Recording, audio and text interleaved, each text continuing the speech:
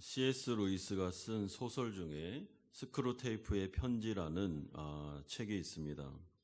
이 책에 보면 C.S. 루이스는 이렇게 말합니다. 사탄이 사람들을 미혹하는 전략 중에 하나는 사탄의 존재가 없다라고 믿도록 하는 것과 두 번째는 사탄을 너무나도 두려워하도록 만드는 것이다 라고 그는 주장했습니다. 그런데 이것은 굉장히 통찰력 있는 주장이다라고 생각합니다. 그러므로 우리는 이러한 두 가지의 극단에 빠지지 않도록 조심하면서 신앙생활을 할 필요가 있습니다. 그러기 위해서 우리는 성경에 나타난 말씀을 통해서 사탄은 분명히 존재한다라는 것을 인식하고 계셔야 됩니다. 눈에 보이지 않을 뿐이죠. 두 번째는 하나님 나라 백성들은 절대로 사탄을 두려워할 필요가 없다라는 것도 생각하셔야 됩니다. 사탄은 존재하지만 성도에게는 사탄이 어떤 존재인지를 오늘 본문은 우리에게 분명히 알려주고 있습니다. 여러분, 사탄 마귀는 어둠의 세력인데 예수님의 십자가를 통해서 완전히 패배했습니다. 그러므로 지금의 성도들을 유혹하는 것은 패배자의 마지막 저항에 불과합니다. 따라서 우리는 성경을 통해서 사탄의 전략과 전술, 그리고 어떻게 우리를 공격하고 유혹하는지를 배워서 이겨내야 되는데 주 예수 그리스도 안에서 성령을 통해서 우리는 승리할 수 있으며 승리가 보장되어 있음을 기억하고 마귀를 대적해야 됩니다. 이런 점에서 오늘 본문을 잘 보시면 예수님이 직접 사탄의 시험을 통과하심으로 스스로 자신을 하나님의 아들 메시아로 입증하시는 내용이 나오고 있습니다. 여러분, 사탄은 실제로 존재합니다. 그런데 얼마나 이 마귀가 참 담대한지 하나님의 아들 예수를 유혹하고 있습니다. 그러므로 당연히 우리도 유혹하겠죠. 여러분, 고대 사회에서는 왕은 전쟁을 통해서 내가 왕이고 내가 왕으로서 부름받았다는 것을 스스로 입증해야 되는 과정이 있었습니다. 그러므로 이러한 상황을 통해서 예수님은 오늘 이 마태복음을 통해서 마태복음의 1장에서 2장은 예수님의 출생에 대해서 알려줬고 3장 1절에서 12절까지는 세례요한을 통해 예수님이 어떤 분이신지가 소개되었고 또한 그 13절부터 17절까지는 세례를 통해서 기름 부음과 능력이 주어진 다음에 이제 예수님은 성령의 이끌림을 받아 광야로 가셔서 마귀의 시험을 받게 되시고 이것을 스스로 이기심으로 말미암아 내가 바로 메시아다. 나는 죄인들을 구원할 수 있는 능력과 자격이 있는 자다라는 것을 스스로 입증해 보이시고 있습니다. 그러므로 마태복음을 잘 보시면 마태복음이 굉장히 짜임새 있게 기록되었다라는 것을 여러분 생각하셔야 됩니다. 그리고 이 짜임새 있게 기록되는 이 부분을 점차적으로 우리가 나아가면서 예수님의 십자가로 가게 되고 십자가에서 기독교의 정수가 나타나게 됩니다. 우리가 첫 번째로 오늘 살펴볼 내용은 예수님이 받으신 시험의 의미가 1절하고 11절에 나오고 있습니다. 1절에 보시면 그때 예수께서 성령에 이끌려 마귀에게 시험을 받으러 광야로 가셨다라고 말씀합니다. 여러분, 여기서 성령의 이끌림을 받았다라는 것은 세례를 받았을 때 비둘기 형상의 성령이 예수님에게 임하게 됩니다. 그러므로 예수님이 이제 공생애를 시작하면서 이제부터는 성령이 그를 인도하고 성령이 이끄는 대로 예수님이 순종의 과정을 통해서 십자가의 길을 걸어가시게 됩니다. 그리고 이것은 부름받은 인생을 정확하게 보여주는 모델이다라고 보시면 됩니다. 여러분, 성도가 예수를 믿지 않는 자들과 다른 점이 무엇이겠습니까? 많죠. 근데 그 중에 하나는 우리 안에 성령이 내주하신다는 것입니다. 성령이 내주하시면 그때부터는 우리 안에 갈등이 일어나는데 내 정욕이 나를 이끌어갈 수도 있고 성령이 나를 이끌어가실 수도 있습니다. 그때 우리가 어떻게 싸워야 됩니까? 나의 정욕을 거부하고 성령이 나를 이끌어가는 대로 순종하면서 걸어갈 때 그것이 바로 하나님의 뜻을 이루어드리는 부름받은 인생이 되는 것입니다. 성령은 지금 예수님을 마귀의 유혹으로 데려가시고 광야로 데려가십니다. 참 우리가 여기서 이상한 부분을 보죠. 여러분, 부름받은 인생을 살고 있고 성령이 예수님의 인생을 이제 주도하고 계시는데 성령이 데려가신 지점이 어디냐면 마귀에게 마음껏 예수를 유혹해라, 마음껏 시험해라 라고 하면서 허용하는 부분을 보여주고 있습니다. 그러므로 하나님의 인도를 받는 성도들은 이 세상을 살아가면서 하나님께서 때에 따라 유혹을 허락하십니다. 그리고 이 세상 속에서 사탄 마귀의 시험을 통과하게 하십니다. 이것을 연단의 과정이다라고 말씀하고 있습니다. 그러므로 우리가 예수님을 믿고 난 다음에 성령이 나를 주도하면 그때부터는 시험도 없고 유혹도 없고 나는 완전히 진공 상태에서 살다가 딱 완성된 나라, 하나님 나라로 간다. 이것은 비성경적입니다. 그렇지 않습니다. 우리는 출애굽한 이스라엘 백성들이 광야로 가서 많은 시험을 통과했던 것처럼 우리의 인생 여정 자체가 엄청난 시험이며 유혹을 통과해야 된다라는 것을 항상 생각하고 계셔야 되고, 거기에 대해서 사탄 마귀가 우리를 주목하고 있다라는 것을 여러분 생각하셔야 됩니다. 이런 점에서 성경도 참 위대한 하나님의 말씀이지만은 정말 좋은 책이 하나 있는데 뭐겠습니까? 철로역정. 네, 철로역정은 꼭 읽으셔야 됩니다. 그래서 철로역정 중에서도 그림책으로 나온 읽기 편한 성경 철로역정이 있는데 그런 거 꼭 사셔서 읽으시고, 만약에 못 산다 그러면 저한테 얘기하시면 제본을, 지금 녹화가 되고 있는데 제본은 안 됩니다. 전혀 안 됩니다. 예, 책을 사셔야 됩니다. 책을. 예. 그리고 오늘 본문에 보면 광야라는 이미지가 나오죠. 여러분, 왜 성령이 예수님을 광야로 데려갔겠습니까? 이 마태복음을 보면 구약 성경이 많이 인용이 됩니다. 그리고 예수님의 공생애가 어떻게 보면 출애굽기와 연결을 많이 시키고 있습니다. 출애굽한 이스라엘 백성들이 출애굽한 다음에 홍해를 건너 어디로 갔습니까? 광야로 갔죠. 광야에서 많은 시험을 40년 동안 받게 됩니다. 마찬가지로 예수님은 지금 광야로 인도함을 받게 되고, 그리고 그는 40일 동안 줄이시게 됩니다. 이것이 보여주는 게 뭐냐면 이스라엘 역사 속에서 이스라엘 백성들은 광야 40년 동안 실패했습니다. 출애굽 1세대는 마귀의 시험에 다 쓸어 넘어졌습니다. 그렇다면 예수님은 승리할 것인가? 예수님은 이 유혹을 통과할 수 있을 것인가? 라는 것이 초미의 관심사입니다. 그런데 마태복음 무슨 이야기를 해주고 있습니까? 예수님은 승리하셨다. 출애굽 2세, 우리의 구약에 있었던 출애굽 1세대들은 다 실패했지만 예수님은 승리하셨다. 그분은 승리하심으로 말미암아 메시아로 등극하실 것이며 주 예수 그리스도를 믿는 자들에게는 사탄 마귀의 시험을 이길 수 있는 권세가 주어진다라는 것을 우리에게 알려주고 있습니다. 따라서 예수님은 자신의 택함 받은 백성들을 죄로부터 구원하실 수 있는 권세와 자격이 충분하신 분이시고 예수님의 십자가를 통해 그것은 완성되었습니다. 따라서 사탄 마귀의 권세가 아무리 강한다 할지라도 주 예수를 믿고 그분 안으로 들어간 자들에게는 이제는 사탄 마귀의 권세가 그들을 어떻게 할 수가 없습니다. 여러분, 예전에 어떤 청소년이 저에게 이런 질문을 했습니다. 목사님, 만약에 예수 믿은 사람에게도 귀신이 들릴 수 있습니까? 라는 질문을 해주었습니다. 그때 제가 뭐라고 얘기했냐면, 성경의 근거에서 내가 얘기하는데 성도는 귀신 들릴 수 없다. 그것은 정서적인 문제고 우울증일 가능성이 많으니까 걱정하지 말라고 제가 이야기를 해주었습니다. 왜냐하면 너무나도 많은 그런 이야기에 시달리고 미신에 시달리고 막 그래가지고 이 부분이 교리적으로 잘 정립이 안 돼서 성도임에도 불구하고 예수를 나의 구주로 믿고 내 안에 성령이 거하심에도 불구하고 귀신 들리고 귀신에 사로잡히고 뭐 이런 이야기를 하는데 그렇지 않다라고 말해 주었습니다. 물론 가위는 눌릴 수 있습니다.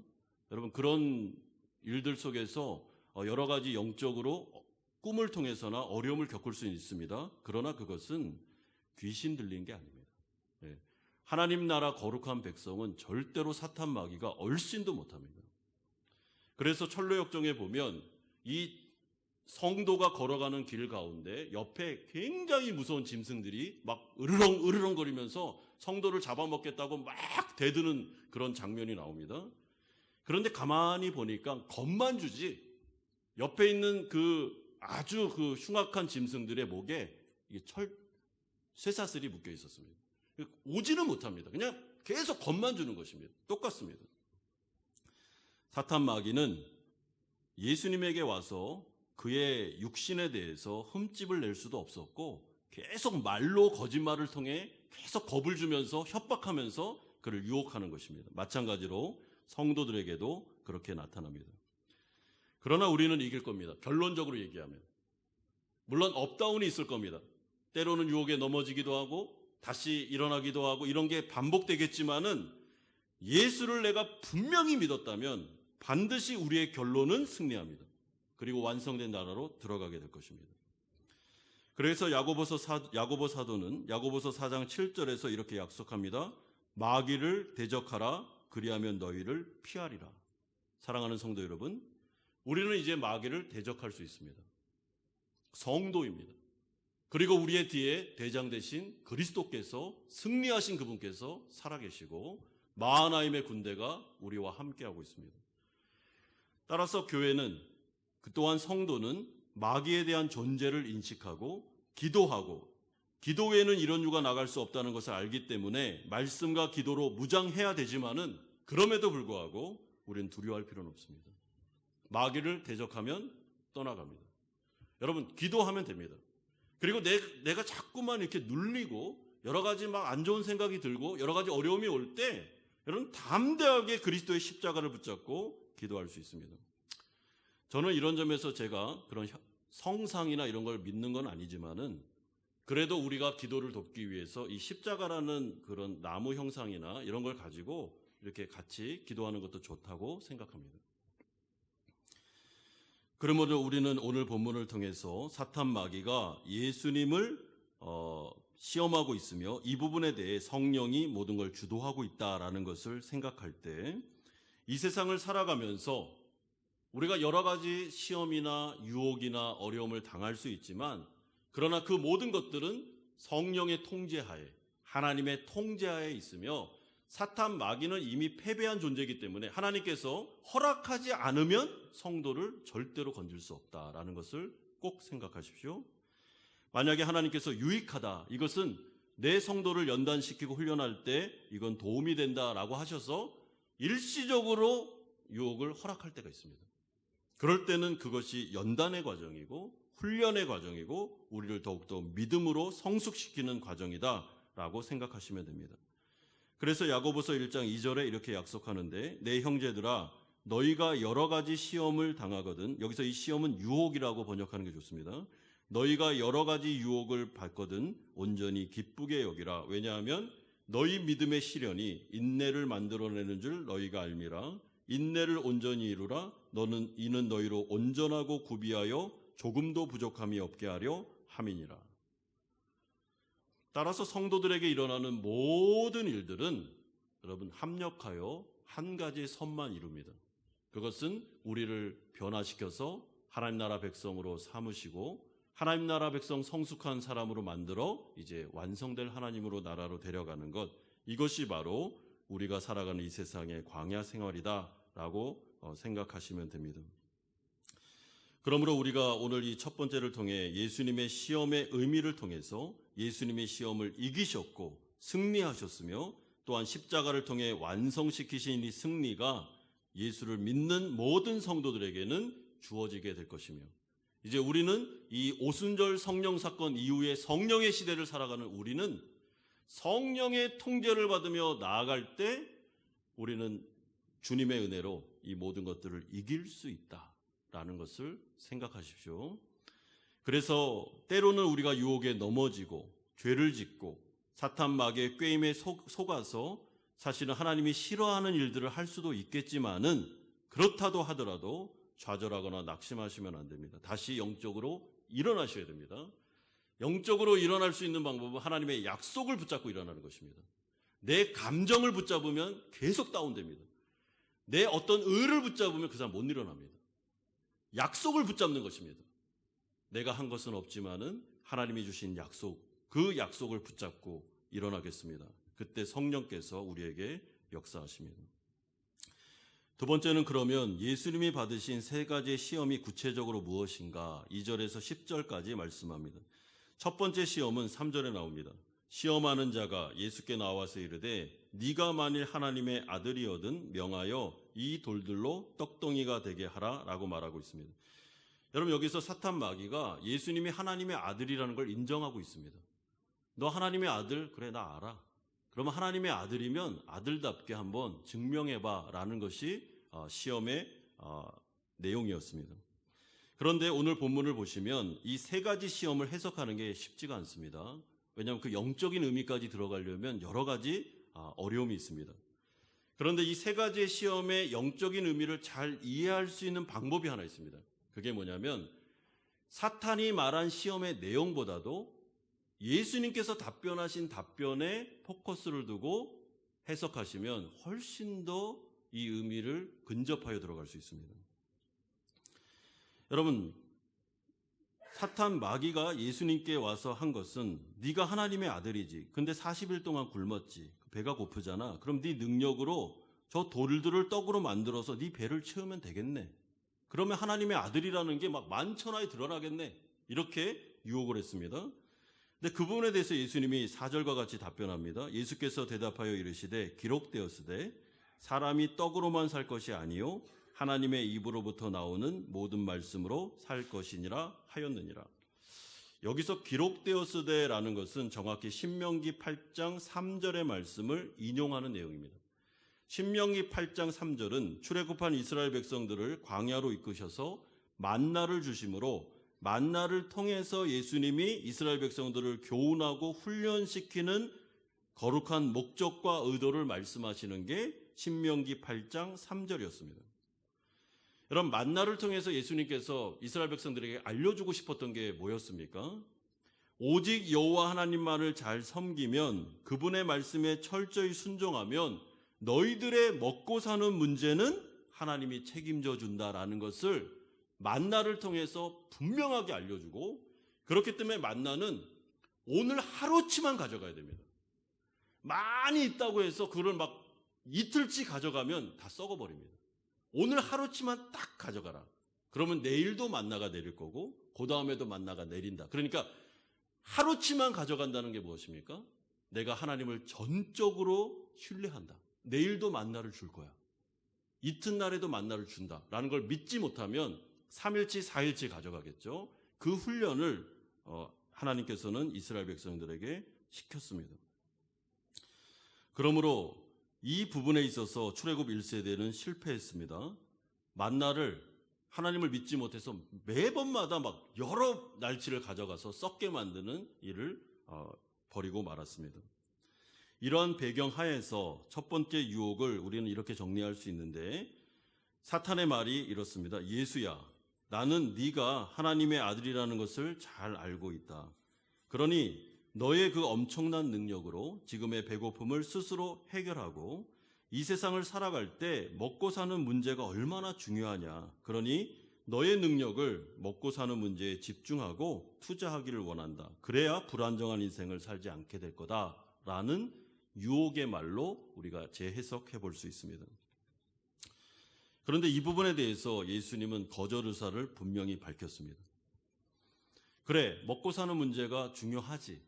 그리고 나 배고프지. 그런데 나에게 있어서는 네가 생각하는 것보다 더 중요한 게 있단다 라고 하면서 예수님이 사탄에게 말씀을 하셨습니다. 먹고 사는 문제가 안 중요하단 말이 아닙니다. 여러분, 예수님은 그보다 더 중요한 게 있다고 하셨습니다. 그게 뭐였습니까? 사람이 떡으로만 사는 게 아니고 하나님의 말씀으로 산다. 무슨 말이죠? 하나님의 뜻을 이루어드리고 하나님의 뜻을 성취시켜드리는 것이 나의 양식이며 나는 그것을 먹고 사는 문제보다 더 중요하게 여긴다라고 말씀해주고 있습니다. 그러므로 이 말씀은 마태복음 6장 33절의 말씀을 정확하게 인용하는 것입니다. 먼저 그의 나라와 그의 의를 구할 때 이 모든 것을 더해주시는 방식과 내일을 염려하지 않아도 하나님께서 채우시는 방식으로 나는 살아갈 거니까 네가 나에 대해서 그 문제를 걸고 넘어질 필요가 없다라고 거절 의사를 분명히 하십니다. 그러므로 이것은 예수님의 우선순위, 예수님의 부르심의 삶의 목표를 정확하게 하는 것입니다.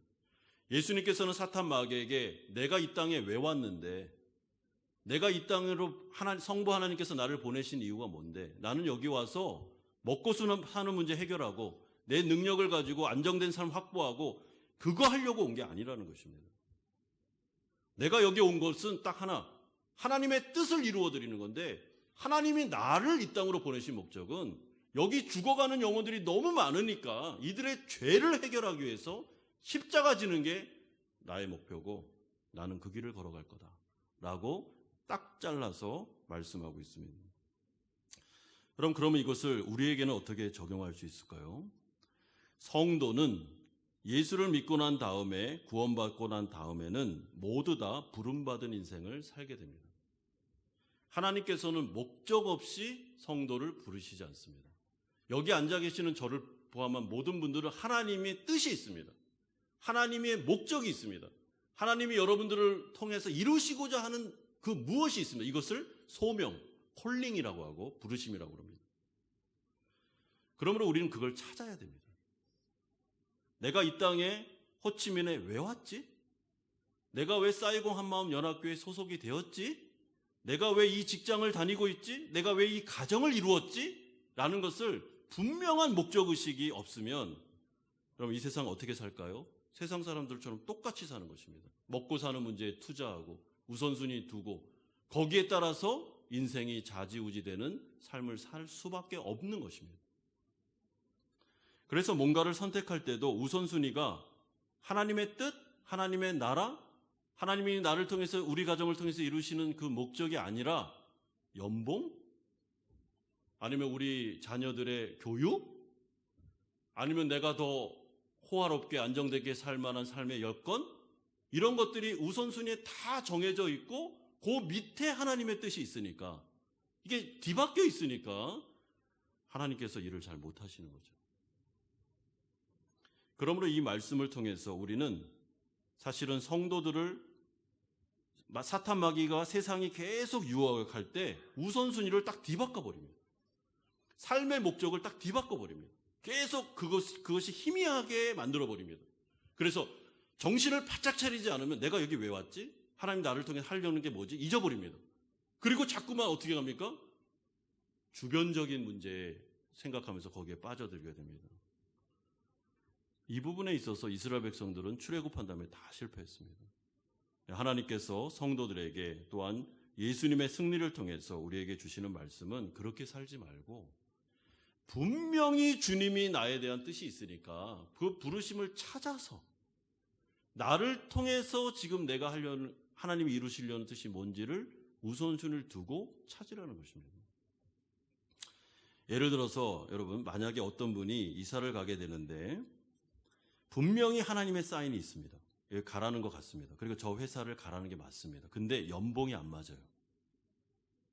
그럼 어떻게 해야 되겠습니까? 어떻게 해야 될까요? 너무 극단적인 일인가요? 가야죠. 가야 됩니다. 왜냐하면 그의 우선순위는 하나님의 뜻에 순종하는 것이기 때문에 그렇습니다.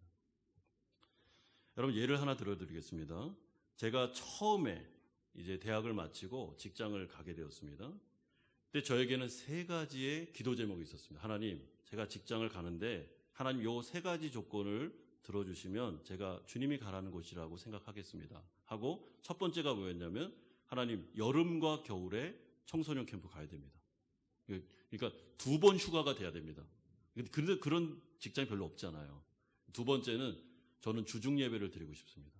수요 예배, 금요기도에 그때 찬양 인도를 했기 때문에 저는 칼퇴근을 원합니다. 그렇게 얘기했고 세 번째가 기억이 잘 안 나네요. 하여튼 3번째도 뭐 있었는데 하여튼 그랬습니다. 그랬는데 딱 직장을 처음에 딱 갔는데 여름 휴가 있고 겨울에도 휴가를 얻을 수 있다. 어떻게 해요? 야근을 하면 모아가지고 휴가를 준대요. 오케이 됐네. 2번째는 자기가 일만 열심히 근무 시간에 하면 칼퇴근을 보장해 준다고 얘기를 딱 해주었습니다. 오케이. 다 세 가지가 조건이 딱 맞았습니다. 하나가 안 맞았어요. 연봉이 너무 작게 주는 겁니다. 그 당시로 제가 첫 월급을 67만 원 받았거든요. 그러니까 이제 갈등이 생기는 거죠. 딱 들어가서 면접을 보고 딱 앉았는데, 하나님, 이건 아니지 않습니까? 이거 어떻게 삽니까, 제가? 근데 주님께서 그런 마음을 주셨습니다. 그래도 네가 우선순위가 있는데 한번 해보자 해서 그 이제 직장에 그 마음을 가지고 들어갔는데, 이제 7년을 제가 있었는데, 이제 그러면서 이제 제가 있었던 그 분야에 이제 대부분의 사람들은 직장을 옮기면서 연봉이 올라갑니다. 이렇게. 그래서 때가 되면 직장을 옮기고 연봉 올리고 이렇게 하거든요. 제 동기들이 두세 번 다 옮기면서, 저는 그때 대리였는데 차장들이 다 되고 연봉이 저의 2배 이런 식으로 간 겁니다. 그래도 그냥 주님이 보냈고, 그래서 여기 캠프도 갈 수 있고 칼퇴근하고 주중 예배도 드릴 수 있으니 오케이 가자 이렇게 했죠. 근데 참 감사한 건, 저는 그게 하나님이 주시는 체험이라고 생각하는데, 한 5년이 됐을 때 그 사실을 우리 사장님이 아신 거예요. 그래서 이런 식으로 옮겨서 연봉이 올라가는구나. 근데 저기 나대리는 가만히 있는구나. 그래가지고 한 방에 연봉을 딱 올려주셨습니다. 똑같이. 그리고 직급도 올려주시고. 근데 그때 참 재밌었는 게, 그거를 은행 계좌로 넣어준 게 아니라 10,000원짜리로 봉투에다 넣어가지고 딱 좀, 참 좋았습니다. 제가 그때 이제 생각한 게 그것입니다. 우선순위를 정하고, 그리고 하나님의 뜻대로 걸어갈 때 하나님께서 채워주실 수 있겠구나라는 생각을 한 적이 있습니다. 그리고 IMF가 되었고, 이제 어쩔 수 없이 나올 수밖에 없게 되었으며, 그때 목회적인 부르심을 받았기 때문에 신학교로 가게 된 것이죠. 여러분, 우리가 인생을 살아가면서 사탄 마귀가 계속해서 우리에게 유혹하는 게 뭐냐면, 성도로서 삶을 살아갔을 때 우선순위를 자꾸 흐리게 만드는 겁니다. 너 배고프잖아. 그게 중요하잖아. 아니, 배고픈데 뭐가 하나님의 뜻이고 뭐고 그런 게 어딨어. 배를 먼저 채워야지. 그때 예수님이 탁 거절하시면서, 아무리 배고파서 죽어도 주님의 뜻을 이루기 위해 왔기 때문에 나는 그 십자가를 지면서 가겠다 라고 하면서 걸어가시는 이 모습을 통해서 예수님이 이기고 계십니다. 마귀의 두 번째 시험이 6절에 나오는데요.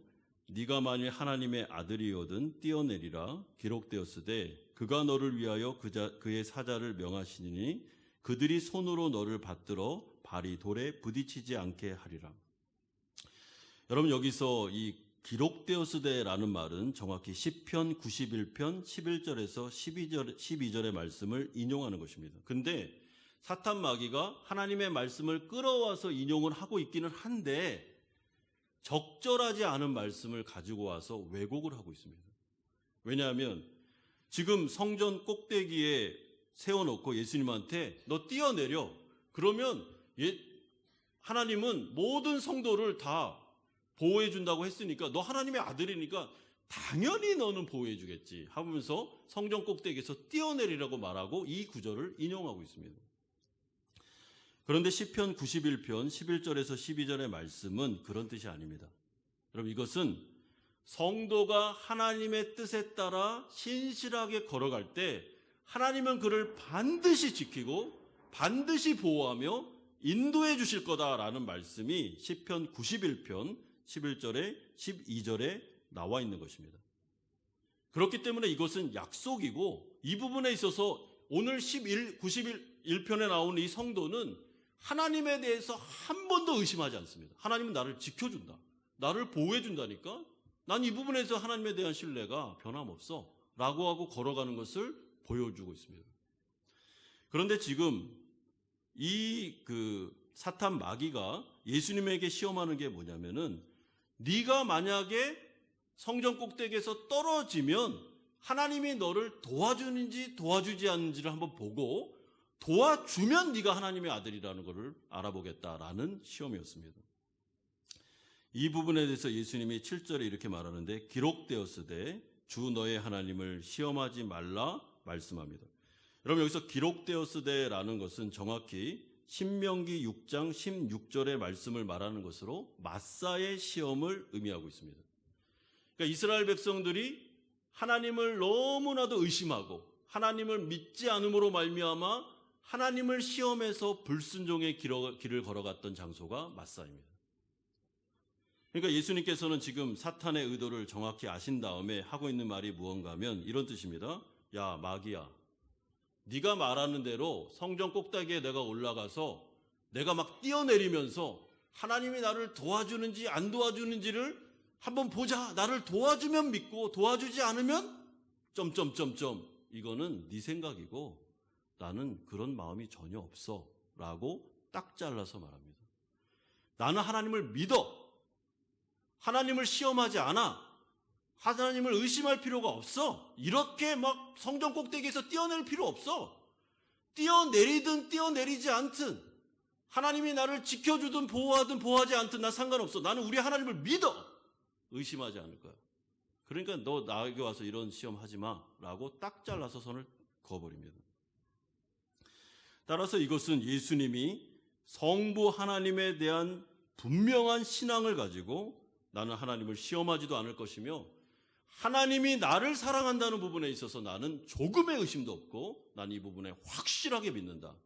그러니까 너처럼 그렇게 뭐 성전 꼭대기에 올라가고 뛰어내리고 막 그런 이상한 짓 안 해도 나는 하나님을 믿으니까 그런 짓 하지 말자라고 말씀하고 있습니다. 그렇기 때문에 우리가 여러분 예수님께서 그 신명기의 말씀을 자꾸만 가져오시면서 이 부분을 입증하듯이 성도들은 하나님의 말씀에 잘 교리적으로 무장되어 있으셔야 됩니다. 여러분 교리적으로 무장이 잘 돼 있으면 그의 신앙이 흔들림이 없습니다. 그리고 웬만한 어려움이나 웬만한 이야기를 들어도 견고하게 신앙생활을 할 수 있습니다. 여기서 견고함이라는 것은 하나님에 대한 신뢰를 말합니다. 의심하지 않는 것입니다. 그런데 신앙생활을 하다 보면 옆에서 사탄이 자꾸만 꼬시고 그리고 유혹하면서 하나님을 믿을 만한 분이 아닌 것처럼 이야기할 때가 있습니다. 우리에게. 하나님이 진짜 믿을 만한 분이 맞아? 그런데 이런 상황을 너에게 허락할 수 있어? 이렇게 여러 가지 어려움이 오고 있는데 정말 하나님은 너를 사랑하는 게 맞아? 하면서 옆에서 자꾸만 유혹을 합니다. 아담과 하와에게 했던 것처럼. 하나님이 정말 너희들을 사랑하고 신실히 여기면 저 선악과는 왜 먹지 못하게 하는 거야? 하면서 하나님과 우리의 관계를 자꾸만 이렇게 이간질시키면서 이렇게 자꾸만 떨어뜨리려고 하는 것이죠. 지금 똑같은 이야기를 예수님에게 하고 있습니다. 예수님이 뭐라 그럽니까? 사탄아 물러가라. 야, 왜 하나님 아버지와 내 관계를 자꾸만 멀어지게 해?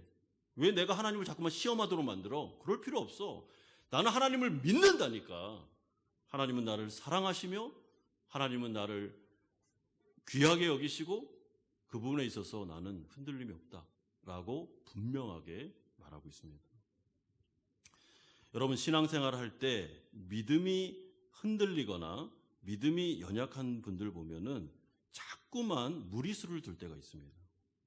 하나님 앞에 나와서 좋은 의미에서가 아니라 불필요한 의미에서 서원을 한다든지 아니면 자꾸만 맹세를 한다든지 아니면 하나님 이거 안 보여주면 저 안 믿습니다 이런 식으로 협박을 한다든지 이렇게 하는데 그 내면을 보면 아 믿음이 흔들리고 있구나라는 것을 알게 됩니다. 그런데 성경은 우리에게 무엇을 말씀합니까? 하나님은 믿을 만한 분이십니다. 신실하신 분이십니다. 하나님은 시건하지 않습니다.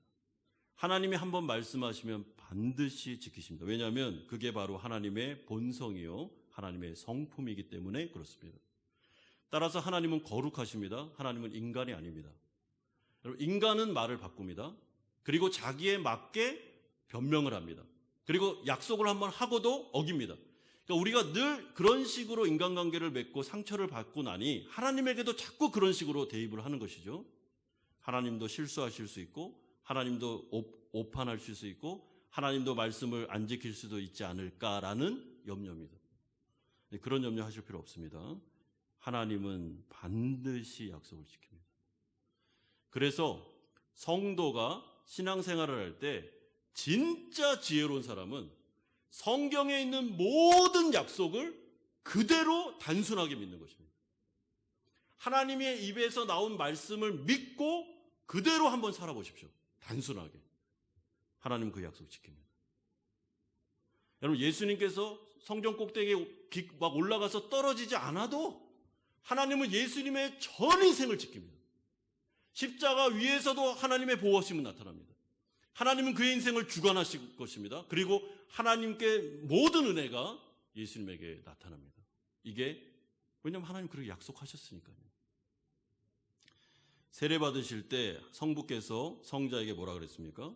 내 사랑하는 아들이라고 하셨습니다. 그리고 내가 정말 너를 기뻐한다고 말씀하셨죠. 그런데 그 약속이 성도들에게도 똑같습니다. 우리가 예수를 믿고 예수 그리스도 안으로 들어가면 이제는 우리가 하나님의 자녀가 됩니다. 하나님의 사랑받는 자녀가 됩니다. 그리고 예수님은 우리와 언약을 맺으십니다. 그리고 포도나무에 가지가 접붙이듯이 이제 유기적인 연합이 되기 때문에 떨어질 수가 없습니다. 하나님은 자신의 목숨을 걸고 십자가에 예수 그리스도를 죽게 하심으로 우리와 언약을 맺으신 분이시기 때문에 결코 정죄함이 없고 그 어떤 것도 하나님의 사랑에서 우리를 끊을 수 없습니다. 그러므로 성도는 신앙생활 하실 때 사탄 마귀가 아무리 옆에서 우리에게 뭔 얘기를 하는데 들을 필요가 없습니다. 그 얘기는. 그리고 마귀가 하는 얘기는 다 거짓말입니다. 그리고 이간질하는 말뿐입니다. 하나님이 너를 싫어하셔. 널 좋아하실 리가 없어. 하나님을 끝까지 믿으면 너 큰 코 다친다. 큰일 난다니까. 라는 말들을 수도 없이 할 때 딱 끊어버려야 됩니다. 그리고 하나님의 말씀에 든든히 서서 하나님은 나를 사랑하시고 나를 지키시며 내가 예수 믿고 구원받은 이상 하나님의 사랑에서 나를 끊을 수 없으며 정죄함은 결코 없고 이제 하나님은 나를 끝까지 인도하고 보호할 거다. 성도의 견인이라는 교리를 붙잡으시고 나아가실 필요가 있습니다. 그래서 무리하게 신앙생활 하실 필요 없습니다, 여러분. 그냥 정상적으로 하나님의 말씀을 가지고 언약을 붙잡고 기도하시면 됩니다. 특별히 고난 중에 있을 때는 더더욱 하나님의 사랑을 의심하지 마십시오. 합력하여 선을 이루실 겁니다. 마귀의 세 번째가 시험이 나오는데 9절에 보면 만일 내게 엎드려 경배하면 이 모든 것을 내게 주리라 하면서 지극히 높은 산으로 데려가 천하만국과 그 영광을 보여주면서 유혹하고 있습니다.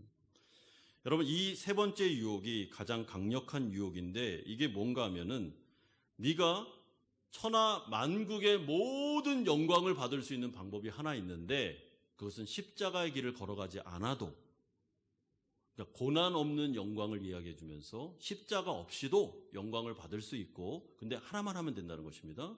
예배자를 바꾸면 그러니까 경배자만 딱 바꿔버리면 너에게는 영광이 고난 없이 주어질 거다라고 약속해 주고 있습니다. 예배의 대상, 의지의 대상, 믿음의 대상만 하나님에게서 마귀에게로, 하나님에게서 세상에게로, 하나님에게서 돈에게로 바꿔주기만 하면 모든 거 다 줄 테니까 굳이 십자가의 길을 갈 필요가 있겠니? 고난의 길을 갈 필요가 있겠어? 내가 다 줄 건데 그 대상만 바꾸자라고 말해주고 있습니다. 이에 대해서 예수님이 강력하게 거절하십니다. 10절에 사탄아 물러가라 기록되었으되 주 너의 하나님께 경배하고 다만 그를 섬기라 하였느니라. 그럼 여기서 기록하였으되라는 말은 신명기 5장 6절에서 8절 그리고 6장 10절에서 19절의 말씀을 인용하는 내용입니다. 하나님께서 오직 이스라엘 백성들은 여호와 하나님만을 섬기고 우상 숭배하지 마라. 이것이 너희들을 부르신 하나님의 부르심의 목적이다 라고 말씀하셨습니다. 그럼 이스라엘 백성들이 구원받고 출애굽한 이유는 그들이 영광을 취하기 위해서 출애굽한 게 아니고 하나님을 섬기는 백성이 되게 하도록 예배자가 되게 하도록 그들을 부르신 것입니다. 하나님께서 예수 그리스도를 이 땅에 보내신 목적은 물론 그에게 십자가 뒤에 부활의 영광 그리고 승천의 영광이 있지만은 그거는 다음의 문제고 1차적인 문제는 고난과 십자가의 죽음이었습니다. 그리고 고난을 통과하지 않으면 영광은 없는 것입니다. 그런데 지금 사탄 마귀가 계속해서 예수를 속이는 이유가 무엇인가 하면 너 십자가의 길을 굳이 안 가도 영광을 줄 테니까 가지 마라. 가지 마라. 라고 유혹하고 있습니다. 그런데 이런 유혹이 우리들에게도 동일하게 나타납니다. 여러분, 고난 없는 영광이라는 것은 성경에 없습니다. 십자가 없는 하나님 앞에서의 놀라운 그 영광스러운 축복은 주어지지 않습니다. 이 세상을 살아가면서 자기를 부인하고 자기 십자가를 지지 않으면 성숙은 일어날 수 없습니다. 성령을 의지하면서 우리가 하나님 앞에서 내가 지어야 될 나의 십자가와 내가 부인해야 될 나의 본성을 거스려 가야지만 하나님께서 우리에게 아름다운 성품을 맺어주는 영광이 주어지게 되는 것입니다. 그러므로 예수님은 만약에 이 사탄의 말을 듣고 그래? 굳이 십자가 질 필요가 없겠네. 그리고 사탄과 이스라엘 백성들이 늘 얘기했던 것처럼 로마를 정복하고 정치적인 왕이 돼서 십자가의 길이 아니라 군사적인 쿠데타를 통해서 내 능력을 통해서 완전히 뒤집어 엎으면 내가 이 온 세상을 다스릴 수 있는 그런 왕권을 얻을 수 있겠네라는 유혹에 넘어갔다면 사실은 예수님이 왕권은 얻을 수 있었겠지만 죄인들을 구원할 수는 없는, 하나님을 뜻을 이룰 수는 없는 일들이 일어나게 됐을 것입니다. 그러므로 사탄 마귀가 지금 예수님을 시험하는 세 가지는 하나로 묶을 수 있습니다. 어떤 것입니까? 예수님에게 십자가의 길을 가지 말라는, 하나님의 뜻을 이루지 말라는 유혹입니다. 그냥 네가 하고 싶은 대로 해. 이 세상을 굳이 왔는데 뭘 그렇게 하나님의 뜻 그러냐. 소명이 어딨어. 그냥 네가 하고 싶은 대로 해. 목적, 방법 그거 그냥 하나님 뜻 필요 없어. 네가 원하는 대로 하면은 다 얻을 수 있어. 라는 것이 사탄 마귀의 유혹이었습니다. 여러분, 그래서 예수님께서 이것을 아셨기 때문에 베드로가 예수님의 십자가를 딱 막아 섰을 때 뭐라 그랬습니까? 사탄아 물러가라 하셨습니다. 너는 지금 하나님의 뜻을 거스리고 있다고 분명하게 말씀하셨습니다.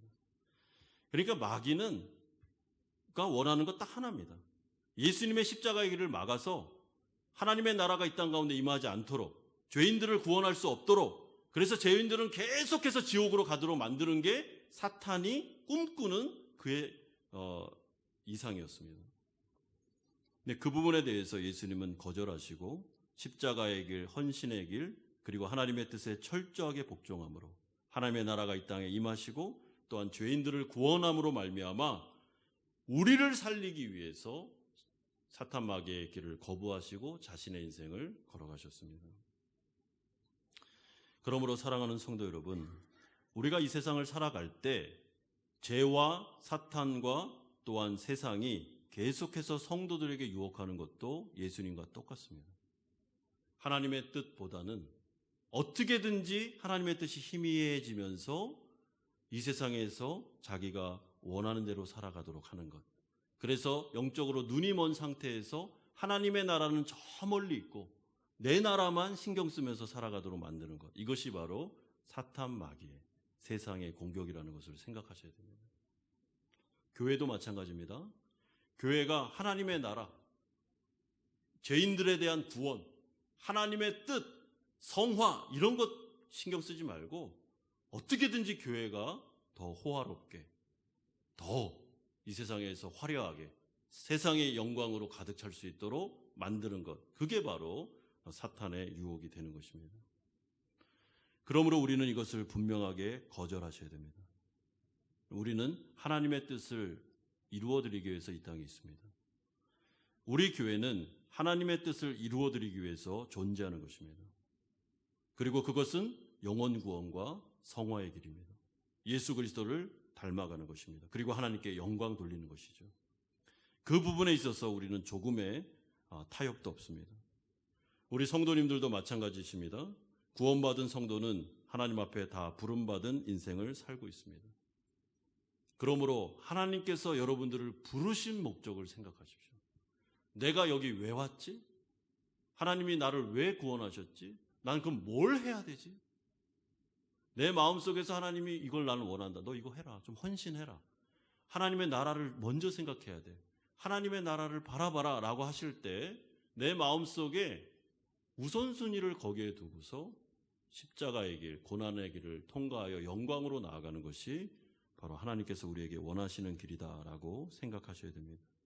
먼저 그의 나라와 그의 의를 구하면 이 모든 것을 채워주십니다. 사랑하는 성도 여러분, 예수님께서 끝까지 사탄 마귀의 유혹을 이기시고 십자가의 길을 걸어가셨던 것처럼 우리 교회를 향한 또 우리 성도님들을 향한 하나님의 부르심의 뜻이 있습니다. 그것을 잘 진지하게 고민하시고 내가 성화되어 갈 뿐만 아니라 나를 통해서 다른 영혼들이 유익을 얻고 다른 영혼들이 살아나는 일에, 하나님의 나라 확장하는 일에 내가 사용될 수 있도록, 그래서 나도 예수님이 가신 그 길을 따라갈 수 있도록 그런 인생을 사시는 우리 성도님들 되시기를 주 예수 그리스도의 이름으로 축원드립니다.